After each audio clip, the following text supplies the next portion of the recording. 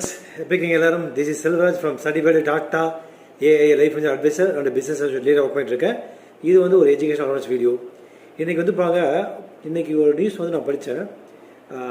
25,000 crores unclaimed amount வந்து இருக்குது அப்படின்றாங்க.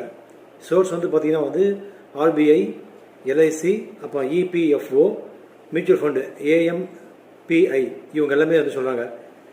ஸ்டாக்ஸில் வந்து பார்த்தீங்கன்னா கிட்டத்தட்ட வந்து 25,000 crores, மியூச்சுவல் ஃபண்டில் பார்த்தீங்கன்னா 35,000 கோடி, லைஃப் இன்சூரன்ஸ் கார்பரேஷனில் வந்து 21,500 கோடி, எம்ப்ளாயீஸ் ப்ராவிடன்ட் ஃபண்டு வந்து 48,000, பேங்க் டெபாசிட் 62,000 கோடி.